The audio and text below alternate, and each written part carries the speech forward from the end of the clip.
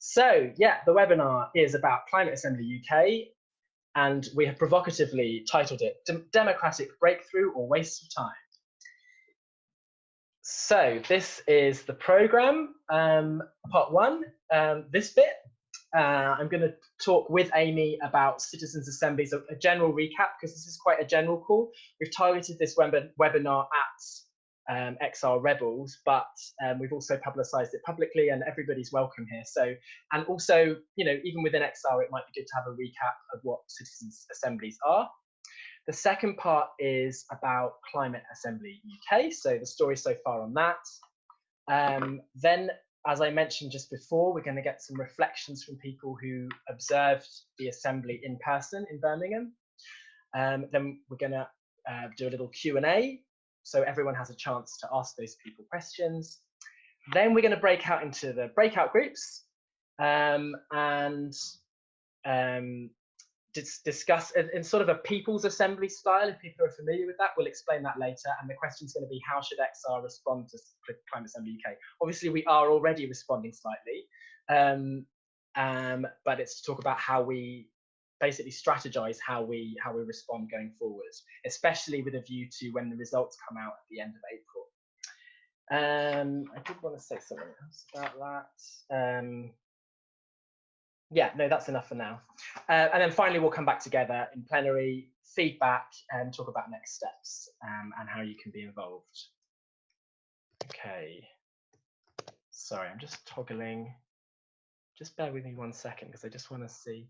Ah, yeah, if I click that, I get more people to give me a bit of feedback if anything's going wrong. Can you give me a little wave if it's all clear so far? Cool, thanks. Okay, so yeah, first section, what is a Citizens Assembly? A little recap. So in a nutshell, it's about people from all walks of life making decisions to tackle the emergency. So if we look at this statement, it kind of embodies a lot of the values that we associate with a Citizens Assembly. So for instance, in a democracy, every voice should count. So it's about people from all walks of life coming together, this idea of radical inclusion. It's about fairness, especially with regard to the climate emergency. These are really tough decisions that involve big upheavals and everybody needs to be on board with. It's also about responsibility, right? It's about people making decisions and our duty as citizens to be part of decision making. And it's also about working together. And you can sort of contrast it there in a sense with maybe parliamentary politics, in terms of it's about deliberation and working through and finding common ground, rather than maybe you know, a shouting match or sort of a more divisive way of coming to decisions. Okay, quick recap on our demands. So these are Extinction Rebellion's 3 demands: tell the truth, which is about declaring the emergency, and many other things. Act now, which is to halt biodiversity loss and reduce greenhouse gas emissions to net zero by 2025. And then the one we're concerned with today, demand 3, beyond politics, to create a national Citizens Assembly on climate and ecological justice. So we're talking all about the whole of the next 1.5 hours is about this third demand. Basically, it slots in there. Okay, I'll pass over to Amy for the next couple of slides. Hi everyone, thanks Alex.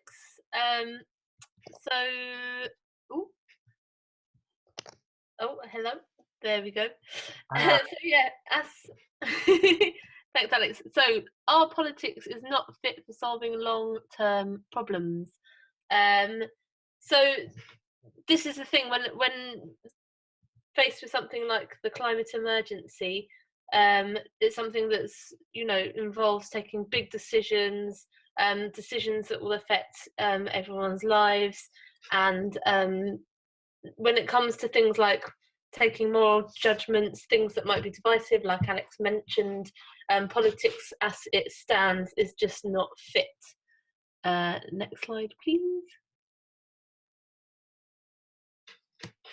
So the reason why our current politics just doesn't work at the moment, first of all, we only have a say really as citizens every what's supposed to be 5 years by voting, so it's like the bare minimal crossing the box.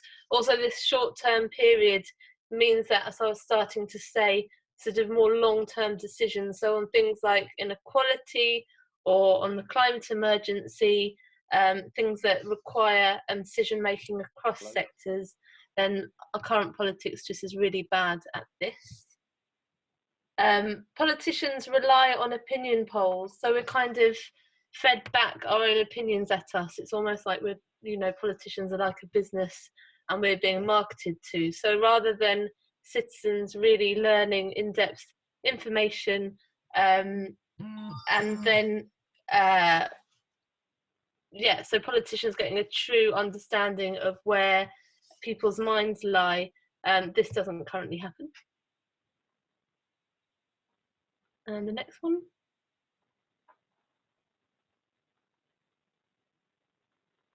So it's not representative. So when I speak to politicians, and you might have as well, people often say we don't need the Citizens Assembly. We've already got, a representative body of people, us. But as you probably realise, often that group is predominantly male, white, middle class, wealthier. So there are many people that aren't properly represented still. So this is definitely not a representative group of individuals. They align with their party, so there's not enough cross-party working. We want to see a real issue-based politics where everyone gathers around the problem at hand, in this case, the climate emergency. And as we know, politicians are influenced by lobby groups. And of course, campaigners and charities lobby.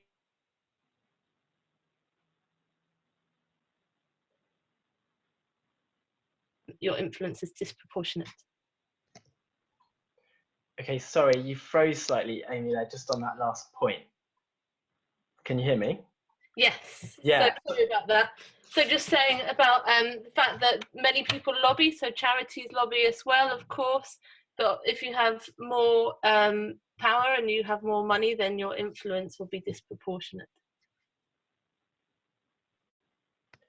Okay, so I'll do the next couple of slides. So Citizens Assemblies basically provide a solution to all of the points that Amy's mentioned. And this is really important, actually, because I've sort of come to realise that a lot of people, when they're talking about Extinction Rebellion, perhaps aren't aware of our third demand and the fact that we're actually proposing a kind of process solution. So while we're not proposing solutions, specific solutions to the climate crisis, we are proposing a democratic solution for reaching those kind of technical climate solutions. And I think that's a really important thing, personally, that as XR, we need to keep at the front of our minds in our messaging.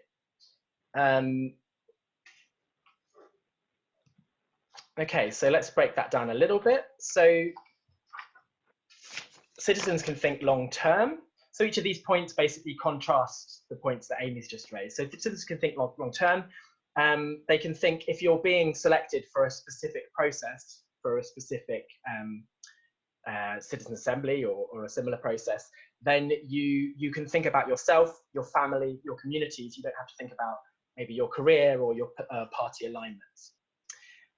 They're about reaching informed judgments rather than just opinions, because they involve an in-depth learning phase.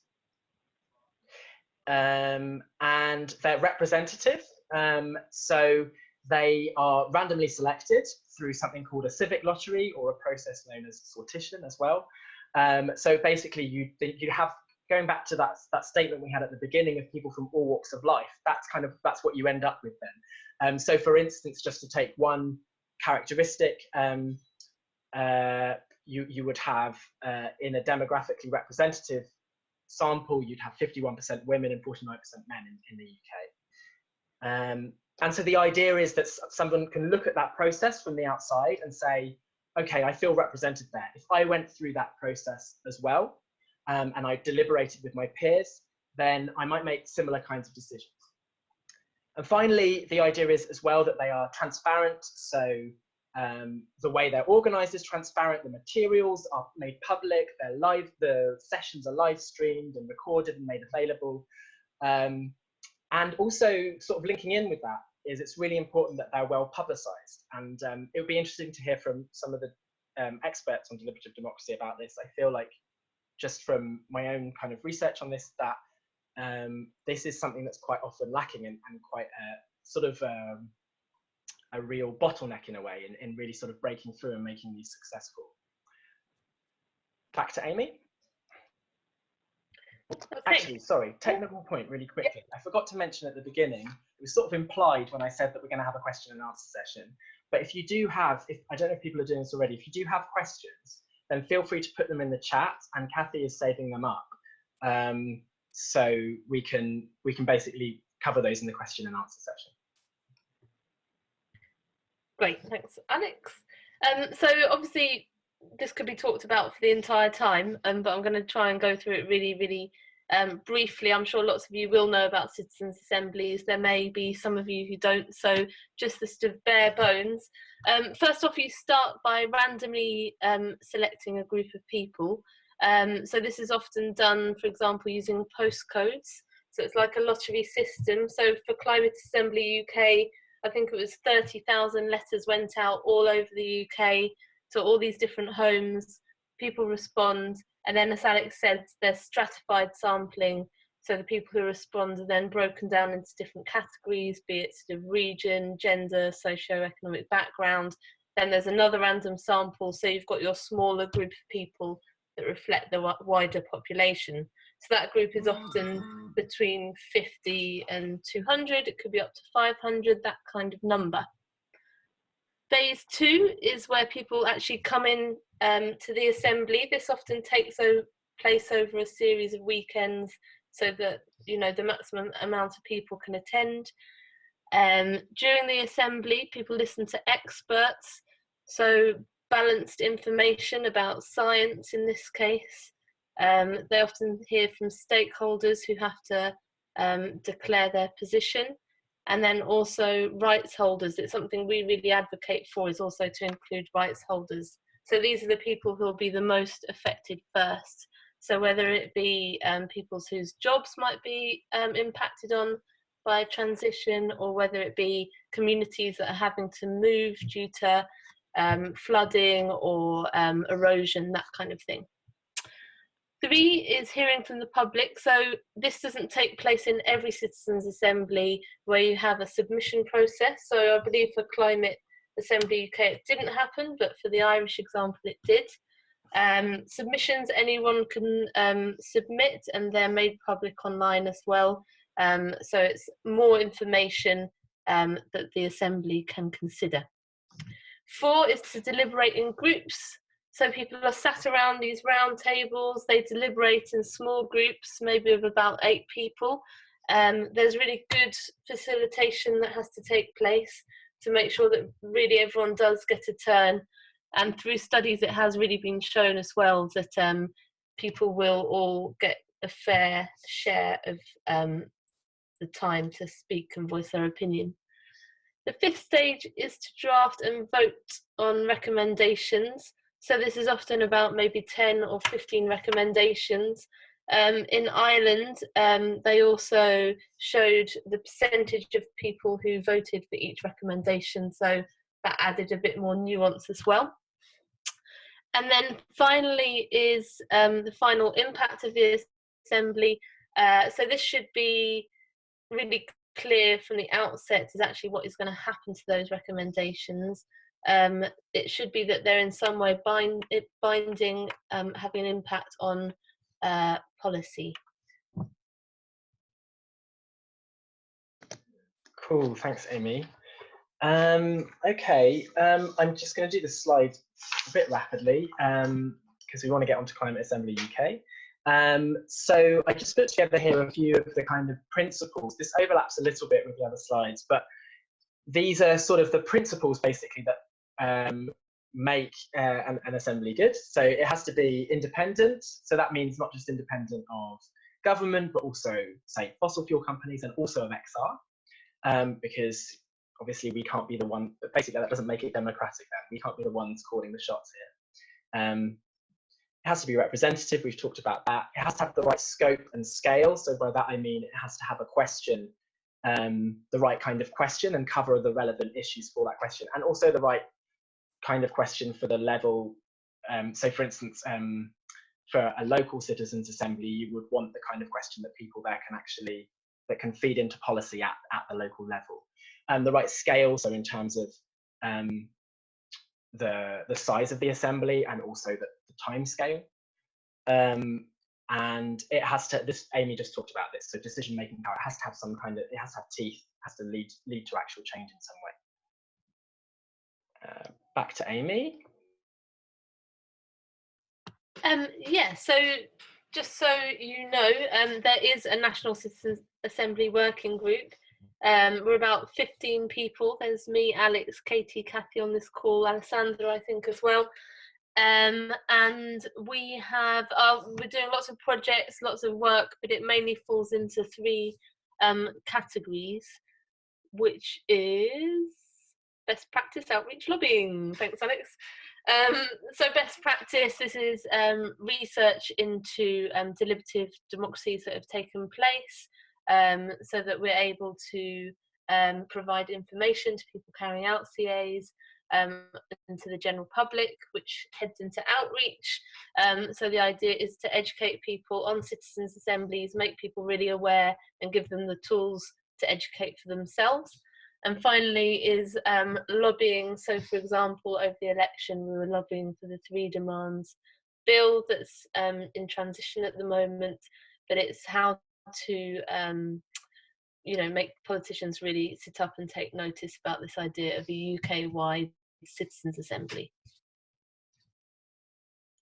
And this is how to reach us. So I won't go, I know we're in a bit of a rush, I won't read this all out, but do take a picture or screenshot, but also, of course, Alex will send out these slides to you, so you'll have all of this information and know how to reach us.